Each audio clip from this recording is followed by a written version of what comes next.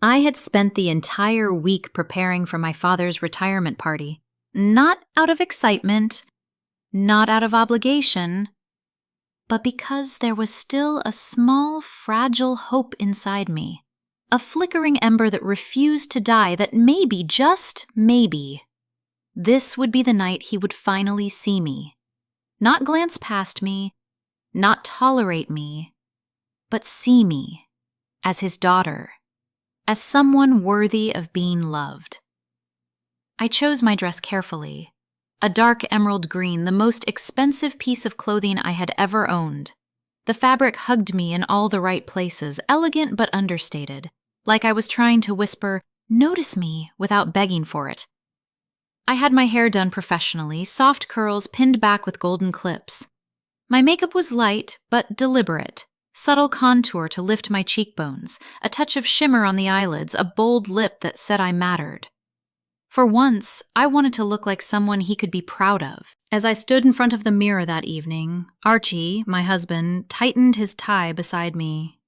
He looked at me through the reflection, a quiet admiration in his eyes, and said, "You look beautiful." I smiled faintly, but it didn't reach my eyes. "I feel like I'm walking into a courtroom," I whispered, "or an ambush." He didn't argue. He knew better. He just took my hand and said gently, "Then you won't walk in alone." The venue was exquisite, a historic mountain resort just outside Denver, with warm lighting, towering glass chandeliers, and walls paneled in rich oak. The kind of place where people wore tailored suits and carried decades of reputation in their posture. My father's company had spared no expense. Every table draped in ivory linens, every champagne flute aligned with military precision. The scent of wealth hung in the air, roses, aged whiskey, polished wood. From the moment I entered, I felt it, that familiar, unspoken chill, the slight pause in conversations when someone noticed me, the polite smile that didn't quite reach their eyes. I wasn't really part of this world, not in the way my brother Mason was, confidently networking with financial executives near the bar, or my sister Clara, radiant in her crimson dress, laughing with surgeons and CEOs like she'd been born into applause. I hovered near the corner with Archie, pretending to be fascinated by the floral arrangements. My heart beat against my ribs like it was trying to escape. I wanted to believe this night could be different, that maybe retirement softened him, that maybe he'd reflect on what truly mattered, that maybe I would matter. Eventually, a fork clinked against a glass and the room quieted. All eyes turned to the man of the hour. My father stood tall at the center table, impeccably dressed, still sharp-featured despite the silver in his hair. He raised his glass with the gravity of a man who had built empires, who expected reverence. "Tonight," he began, "is not about endings. It's about legacy." The crowd murmured approval. He spoke of leadership, of sacrifice, of decades of service. He thanked his colleagues. He praised his mentors. And then, as he scanned the room, his gaze landed on his children. Mason, who expanded the company into new territories, Clara, who performed groundbreaking surgeries, saved lives, graced magazine covers. "To my children," he said, raising his glass, "the ones who carry forward my values, who make me proud every day." Applause erupted, champagne glasses lifted. I sat still, waiting, hoping. But then, slowly, his eyes shifted, until they locked on mine. And in a voice that was calm, calculated, and ice-cold, he said, "You can leave." At first, I thought I misheard. My breath caught. The applause faded into stunned silence. He didn't look away. "Alicia," he said, clearly now, "you're not needed here tonight." The words were simple, but they sliced through me like broken glass. The room had gone quiet, the way rooms do when something shameful is unfolding in public. I felt every eye turning, registering me not as a guest, but as a spectacle. The shame was physical. It wrapped around my ribs, pressed into my throat. I stood, barely aware of my body, legs trembling beneath me. I couldn't think, couldn't breathe. For a moment, I wondered if I would faint, if the marble floor might rush up to meet me and spare me the rest of this nightmare. But then, I heard another sound, the scrape of a chair beside me. Archie, standing, calm, controlled, and everything was about to change. You might be wondering, how could a father do that to his own daughter? Publicly disown her, humiliate her in front of 70 people? What could possibly lead a man to erase his child with one sentence, as if she were a mistake he regretted ever making? The truth is, that moment wasn't the beginning. It was the final act of a story I had been trapped in my entire life. That sentence, "You can leave," was not a sudden act of cruelty. It was the final, polished punctuation on 3 decades of quiet, relentless erasure. My father never shouted. He didn't need to. His disapproval was colder than rage. It was silence when I won writing competitions as a child. It was an eyebrow raised when I said I wanted to study psychology instead of finance. It was his signature on my brother's business loan, and his refusal to co-sign mine for a children's counseling center. It was being told, with perfect calm, that feelings aren't a career and empathy doesn't build legacies. Growing up, I was the one who colored outside the lines in a house that worshipped symmetry and predictability. Mason, my older brother, was the golden boy, Clara, the flawless daughter, and I was the one they didn't know what to do with. Sensitive, soft-spoken, a girl who cried during piano recitals and wrote poems in the margins of textbooks. I stopped bringing up my ideas at family dinners because they were always met with smirks or a quick change of topic. I stopped talking about my job because it didn't end in CEO or doctor. I stopped hoping for his approval because I learned he didn't hand it out freely. He only leased it to those who performed according to his script. For years, I convinced myself it didn't matter, that I had built a life outside of his shadow, a meaningful one, that my work helping children heal from trauma had its own kind of importance, that being kind was enough. But a part of me, the part no one ever saw, still longed for his eyes to soften when he looked at me. Still hoped that one day he would say, "I'm proud of you." So yes, I showed up at that party with trembling hands and a heart full of foolish hope. And yes, I was shattered when he shattered me again. But the real story, the one I never expected, began not when I stood to leave, but when my husband Archie stood up beside me.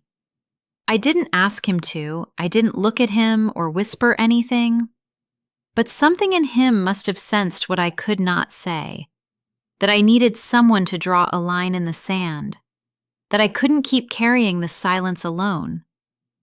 Because Archie knew. He had seen me come home with shaking shoulders after family dinners. He had held me through nights I couldn't sleep because I felt like a ghost at my own table. He had read my old journals, the ones I was too embarrassed to share with anyone else. He knew my story better than anyone. But what I didn't know, what I never could have predicted, was that he had been waiting, patiently, quietly, for the moment to tell it out loud. Not as revenge, not for drama, but for truth. I remember the way the room stilled when he tapped his spoon against the side of his water glass.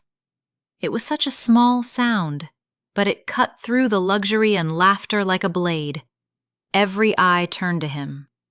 My father's face twitched, surprise, then irritation. because Archie was not a man my father thought he had to pay attention to, just the quiet husband of the disappointing daughter. But in that moment, Archie was none of those things. He was a storm in stillness, and with his first words, the entire night took a turn no one expected. Because what happens when someone dares to speak the truth in a room built on performance? What happens when silence breaks, not with a scream, but with love that refuses to be invisible anymore?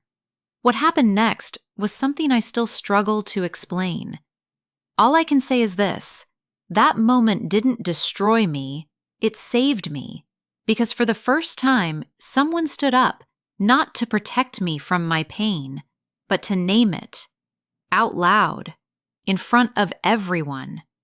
And everything changed after that. I was already halfway out of my seat, the legs of the chair scraping against the marble floor with an awkward screech that echoed in the unnatural silence of the room. My fingers trembled against the white linen tablecloth as I tried to steady myself, body stiff, lungs refusing to expand. I could feel the heat rising from the base of my neck, crawling up to my ears. My mouth was dry, my thoughts a blur of noise and shame. This couldn't be happening, not like this, not in front of all these people. I didn't look around. I didn't need to. I could already sense their eyes on me, some wide with pity, others narrowed with judgment, and many just politely confused, like something awkward was happening and they weren't sure whether to keep watching or pretend it wasn't real. I had known, deep down, that tonight would not be easy, but I never expected this. I never imagined he would cut me down so openly, so efficiently. "You can leave." 3 words. 3 syllables. And with them, my father had unraveled whatever threads were still holding me together. And the worst part wasn't even the rejection. It was the deliberateness, the calculation, that he waited until the room was silent, until all the toasts had been made, until the right moment to assert his hierarchy, not just over his career, but over his family, to show everyone who mattered and who didn't. I didn't. Not in his world. Not in the legacy he wanted to showcase tonight. Not in the narrative he'd been writing for decades. A narrative where I was the footnote, the disappointment, the forgotten subplot. I gripped the edge of the chair, every part of me screaming to run, to disappear, to get out before the tears broke through. But then I heard it, a soft sound, metallic, deliberate. Ting! The gentle tap of a spoon against glass, the kind of sound used to call for attention at weddings, formal dinners, celebrations. But this wasn't celebration. This was rebellion. I froze. So did the room. Slowly, I turned my head, just enough to see him. Archie, standing beside me, his face calm, not angry, not flustered, just solid, anchored. His expression was unreadable, but his eyes burned with something I didn't recognize at first, until I realized. It was fury, contained, precise, weaponized fury. My father's lips tightened. He hadn't planned for this. No script had accounted for Archie. In his mind, Archie was irrelevant, just a polite appendage to his failure of a daughter, a man to shake hands with, nod to briefly, and forget immediately. But now Archie was the center of the room, and without raising his voice, without even shifting his stance, he said, "I'd like to offer a toast." A wave of murmurs rustled through the guests. Confusion, discomfort. My father's face flushed slightly, but he didn't interrupt, not yet. Archie raised his glass, not in celebration, but as a shield. Then he turned to my father, met his gaze squarely, and said, "To the woman you just dismissed." The words hit like a slap. You could hear the air being sucked out of the room. To the daughter who has spent her life trying to earn a place in your heart. To the woman you've overlooked, undervalued, and just tried to erase. My chest tightened. I couldn't breathe. I couldn't look at him, but I couldn't look away either. Archie's voice was steady, almost too steady, like a wire pulled taut, vibrating with decades of things I never dared say. Tonight, you honored achievements. You listed titles and numbers. You toasted those who fit your mold, but you failed to mention the woman who sat by her mother's side until her last breath. You failed to acknowledge the person who opened a counseling center for children who have no one else. You forgot the sister who gave up her own savings to rescue your son from a debt that would have destroyed him. A hush fell, heavier now, thick with tension, truth, and disbelief. Archie didn't flinch. You want a legacy? Here it is. You built buildings, she rebuilt lives, and you just told her to leave your party as if she's the shame you needed to hide. My father opened his mouth, but no sound came out. Because what could he say? Archie had taken every unspoken thing I'd ever buried and held it up to the light, in front of everyone my father had worked so hard to impress. He didn't shout, he didn't accuse, he simply told the truth. And somehow, that was louder than anything I'd ever screamed inside my head. I stood there, suspended in a moment that stretched like an eternity, and I realized something. I wasn't small. I wasn't broken. I wasn't nothing. And the person who had always made me feel that way had finally lost control of the narrative. And it wasn't me who should have felt shame. It was him. The room didn't just fall silent. It froze, suspended in a stillness so thick it felt like holding your breath underwater. No one moved. No one blinked. 70 well-dressed guests, wine glasses mid-air, conversations halted mid-sentence, now staring at a man who had never once raised his voice. My husband. And yet had just shifted the entire gravity of the room. Archie's words had cracked something open, not just in the air around us, but inside me. Something that had been tightly coiled for years, maybe decades, suddenly began to unravel. I stood beside him, stiff as stone, stunned not only by what he was doing, but by the sheer power of how calmly he was doing it. He wasn't shouting. He didn't need to. He was telling the truth. And that truth had a weight more crushing than any scream. My father stared at him, jaw clenched, lips pressed into a line so tight it could cut glass. He didn't speak, didn't interrupt, but his eyes were burning. He hated this, hated the loss of control, hated that someone was disrupting his perfectly curated evening, his celebration, his theater of power. And Archie? He didn't even blink. He turned slightly, sweeping his gaze over the silent room, and continued. You speak of success as if it's a simple checklist. Degrees, salaries, property, prestige. But let me tell you about a different kind of success. Let me tell you what this woman, your daughter, has done while you've been too busy tallying accomplishments that look good in speeches. My breath caught. I didn't know what he would say next, but I felt every muscle in my body tighten like I was bracing for a crash. She used her entire savings to open a mental health center for children who've been abused, neglected, forgotten. She took no salary for the first 8 months. She worked 16-hour days. She built something from scratch, not for recognition, not for a title, but because no one else would. The woman across the table gasped softly. My aunt, maybe, or a former colleague, I couldn't tell. All I could feel was heat crawling up my spine, a mixture of embarrassment and something else, something dangerous and new. Pride. She was the only one, Archie continued, voice steady, who stayed with her mother every single night during those last painful weeks. She held her hand. She read her favorite books aloud. She slept in a hospital chair until her back ached and her heart broke. And when the end came, She was the one who closed her mother's eyes. My lips trembled. My chest tightened. That memory, buried so deep, rose like a wave. I'd never talked about it. Not even with Archie, not like this. I didn't think anyone had noticed. Certainly not my father, who didn't even attend the funeral until the last 5 minutes. And then came the part that truly sliced through the room like a scalpel. When your son was drowning in gambling debt, it wasn't you who saved him. It was Alicia. She took money from her own college fund, money she'd earned through scholarships and part-time jobs, and gave it to him without asking for a thank you. She told him it was okay, that mistakes happen.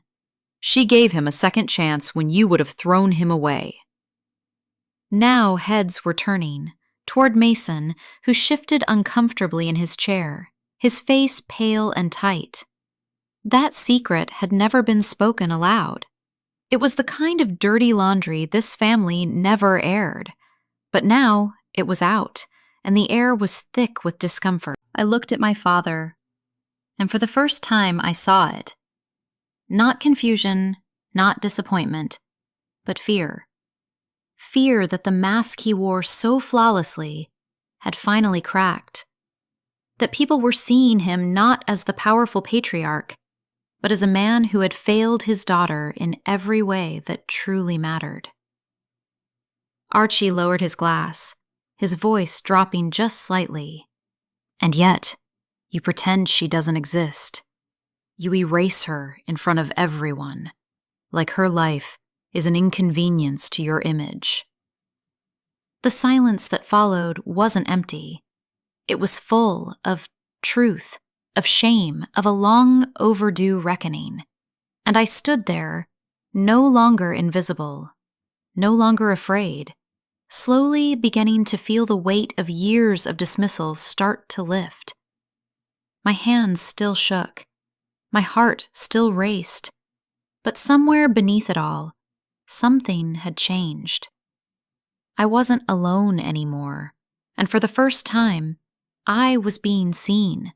Not as a shadow of someone else's definition of success, but as someone who had survived in spite of it. And then came the moment, the one sentence that split the night in half, the one line that would echo in my memory for the rest of my life.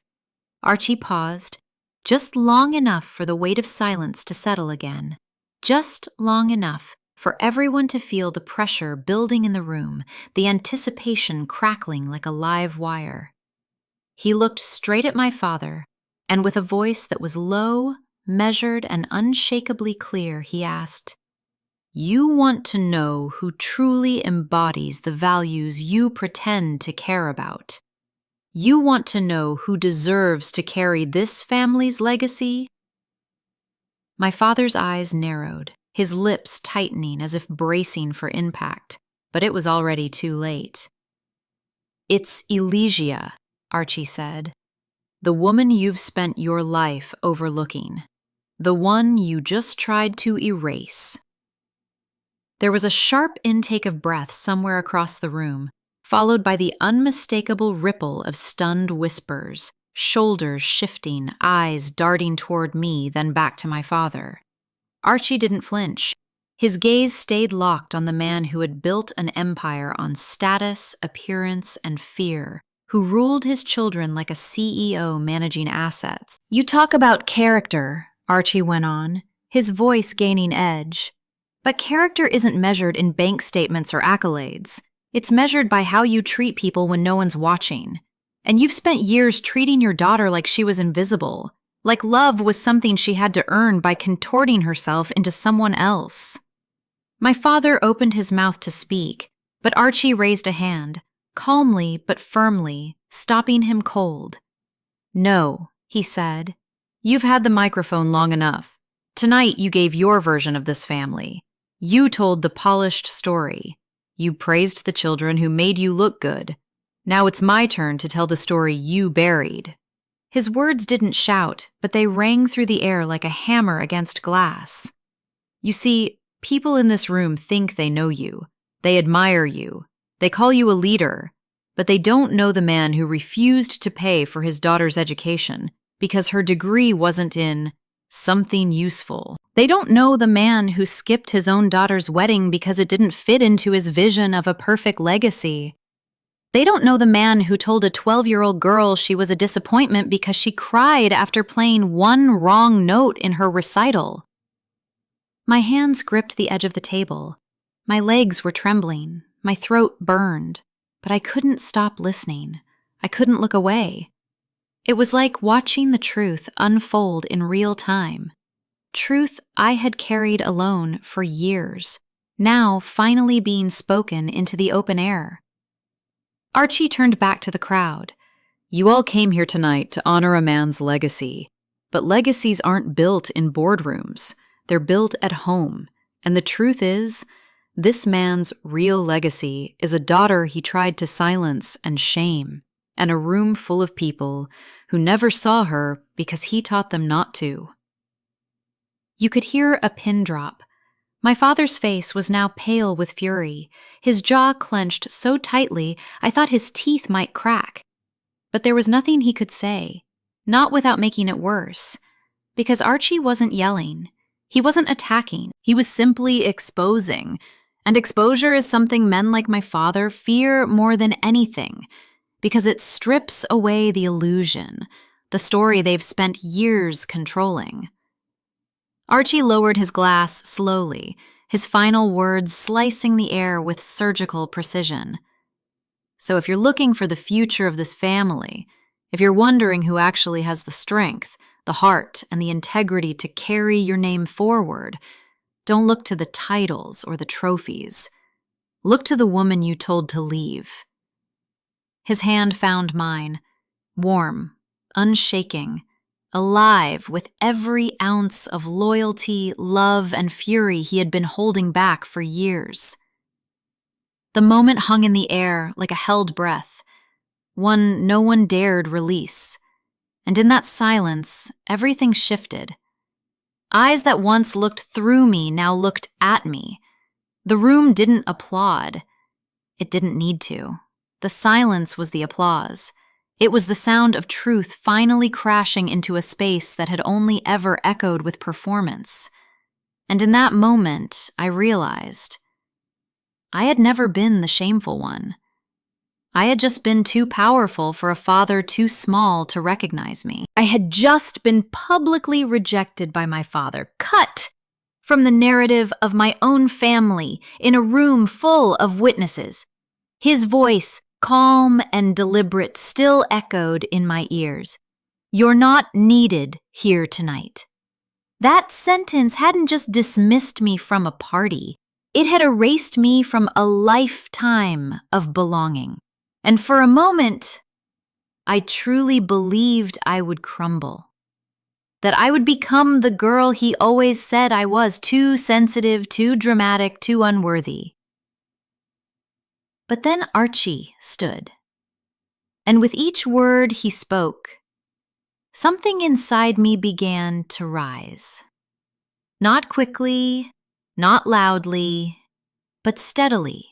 As if for the first time in my life, someone had opened a door that had always been locked from the outside. While my father sat frozen in the wreckage of his illusion, Archie stood beside me, not shielding me from shame, but dismantling the very foundation of it. He didn't just defend me. He didn't beg for my place at the table. He declared that my value was never dependent on their recognition. He made it clear to everyone that I had always been enough. And in doing so, he gave me something no one in that room had ever given me: visibility. For so long I had lived in the background of my own story, careful not to speak too loudly, not to cry too openly, not to take up more space than I was allowed. I was the daughter who watched from the edges while others were celebrated. I was the woman who clapped for achievements that weren't mine, laughed at jokes that made me feel small, and swallowed pain in silence just to keep peace at family tables. But that night, right there in the middle of polished floors, designer dresses, and crystal glasses, I felt something I had never felt before. Seen. Not because Archie created space for me, but because he refused to let me shrink into silence again. I watched the expressions shift across the room, some embarrassed, some stunned, a few moved, but none more telling than my father's. He wasn't angry because Archie had embarrassed him. He was angry because Archie had told the truth, and the truth had power. Power to challenge the hierarchy he had spent years constructing. Power to unravel the myth that love must be earned through obedience. Power to expose that the child he had dismissed had grown into a woman he could no longer control. When Archie's toast ended, no one applauded, but no one dared to speak either. And in that heavy, sacred silence, I found clarity. I did not need to stay. I did not need to apologize. I did not need to explain my worth to people who had been trained not to see it. I turned toward the exit slowly, my legs still trembling, but my spine finally straight. Archie took my hand and we walked, step by step, away from everything I had tried so hard to please. No one stopped us, no one followed, and I realized something I had never allowed myself to say out loud. It was okay to leave. It was okay to choose myself. It was okay to let go of a place that had never held me with love. And as the doors closed behind us with a soft finality, I didn't feel broken. I felt whole. Not because I was healed, not yet, but because for the first time I understood the difference between shame and dignity. I had mistaken endurance for love. I had confused silence with strength. But now I knew the truth. Real strength is walking away from the people who make you feel small and never apologizing for it. And that night, I did. Months passed. The fallout from that night at the retirement party rippled quietly through the family. Phone calls went unanswered, invitations stopped arriving, and the silence between me and my father, once merely cold, became solid and deliberate. I had begun to accept it. I had even started to breathe easier, as if some invisible pressure had been released from my chest after years of constriction. And then came the call. My brother's name lit up my phone just after 7 in the morning, a time when no one calls unless something is wrong. I picked up with dread already thick in my throat. "It's Dad," Mason said, his voice clipped and urgent. "He had a stroke. He's in the hospital." For a few seconds I said nothing. I just stood there, staring at the wall, listening to the sound of blood rushing through my ears. A stroke. The word felt clinical, abstract, not something that could touch a man like my father, not the man who had built himself into a tower of authority, who had commanded boardrooms and silenced entire rooms with a look. "He's stable," Mason added, "but he's asking about you." That sentence landed differently, not because it made me soften, but because it made me suspicious. Why now? Why ask for me now when he hadn't spoken my name since the night he banished me from his legacy? I didn't answer Mason immediately. I needed time to think, time to breathe, time to decide whether this was an opening or a trap. The next day, I drove to the hospital, not for closure, not for reconciliation, and certainly not for forgiveness, but for myself. I needed to see him not as a god I once feared, but as a man. A flawed, aging man whose body had finally betrayed the control he so desperately clung to. The hospital hallway was quiet, sterile, and smelled faintly of bleach and sadness. I stood outside his room for a long moment before entering, my hand hovering over the handle, heart pounding like a drum. Then I stepped inside. The man lying in the bed barely resembled the father I knew. His face, always firm and composed, now looked hollow, drawn, and gray. One side of his mouth drooped slightly. His right hand trembled on top of the blanket. He looked up at me slowly, eyes cloudy, not quite sure if I was real. And then, with a hoarse voice that sounded more like sandpaper than authority, he said, "You look different." I felt the familiar sting of wanting something from that voice. Anything. Validation, regret, even just an acknowledgement that I had once mattered. But the words that came were strange, detached, like a man observing a stranger on the street. You look different. That was it. Not I'm sorry. Not I was wrong. Just an observation. As if the years of damage had been erased by time and illness. I didn't cry. I didn't tremble. Instead, I smiled. Not bitterly, not triumphantly, but peacefully. That's because I am, I said, voice steady and clear. I don't need your approval anymore. His eyes flickered just slightly. Something behind them shifted. Pain, maybe, or the beginning of understanding. But I didn't wait for it to bloom. I had come for closure, not confirmation. He said nothing else. Neither did I. We just sat there for a moment, in the quiet buzz of machines and fluorescent light. Two people who shared blood, but no longer shared history. Then I stood, turned, and walked out, light, unburdened, and no longer afraid. I had a daughter. A tiny, perfect, astonishing little girl who entered the world on a rainy November night, her cries sharp and full of life, her fingers curling instinctively around mine, as if she had always known me. The moment I held her for the first time, something inside me cracked wide open, not in pain, but in awe. Her eyes, still adjusting to the light, were the purest thing I had ever seen. They held no fear, no judgment, no expectation, just trust, just presence. And as I looked into those eyes, into the fresh, unmarked beginning of a human life, I made her a promise, not out loud, but deep within the sacred space between her heartbeat and mine. You will never have to earn my love. That's what I whispered, silently, soul to soul.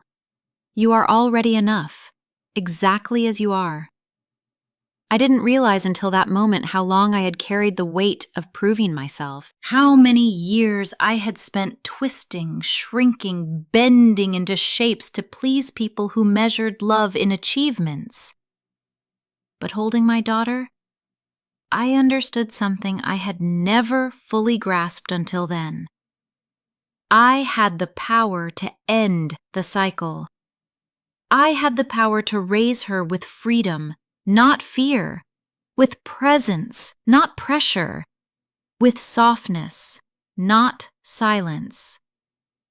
She would grow up knowing that her worth was not something she had to chase. It lived inside her from the beginning. It was hers by birthright. And in learning how to give her that love, I was also learning how to give it to myself. Because to raise a child in light, you must first climb out of your own darkness. And I had climbed, inch by inch, tear by tear, breath by breath. The night I fed her for the first time, rocking gently in the quiet of her nursery, I felt peace in a way I'd never felt it before.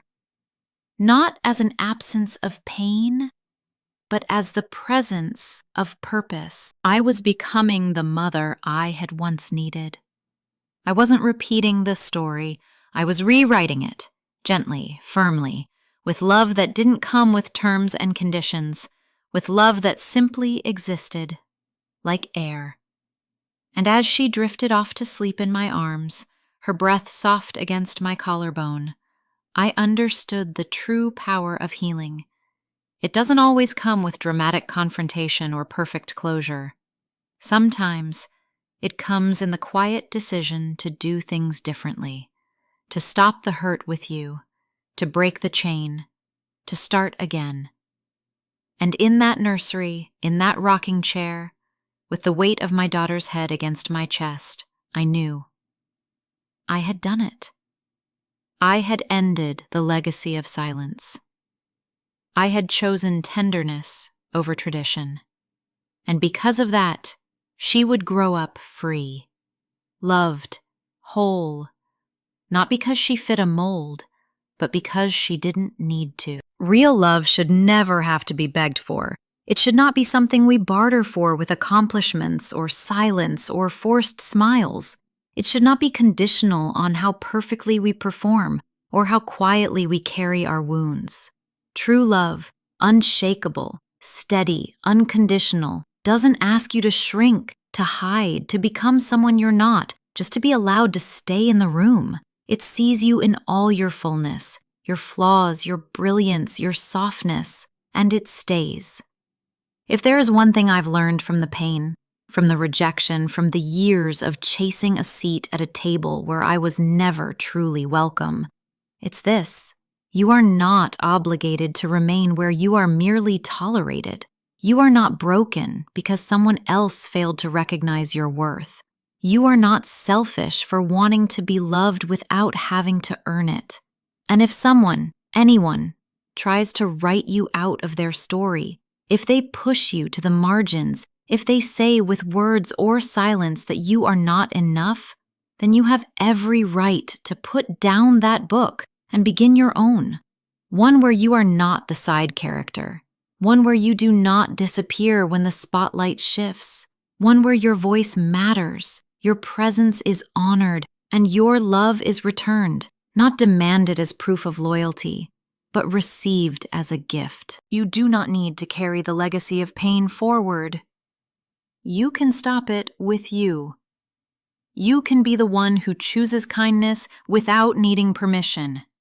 You can be the one who creates a new story, not out of vengeance, but out of clarity and courage.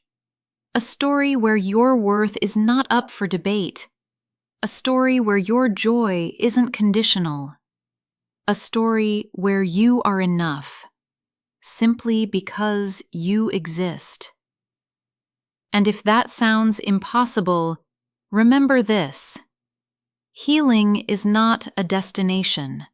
It's a decision to keep going, to feel it all, to forgive yourself for not knowing sooner, and to love yourself, finally, truly, the way you always deserved to be loved. So to the ones who've been told they're too much or not enough, too sensitive or not strong enough, too emotional or too invisible, this is for you. You are not too much. You were just in the wrong room. Build your own. Fill it with people who see you, not for what you can do for them, but for who you are when you're simply being. The truest, most powerful thing you can ever do is refuse to beg for the love that should have been freely given. That is not failure. That is freedom. That is the beginning of everything. The future isn't a path shaped by someone else's expectations. It's one I'm building, choice by choice, rooted in truth and authenticity. What about you? Have you ever had to break free from a family that couldn't see your worth? Has someone ever stood up for you in a moment when you couldn't find your own voice? I'd love to hear your story in the comments, because your voice matters. Your journey matters. And if this story touched something in you, please subscribe and share it with someone who needs the reminder. You are enough, just as you are.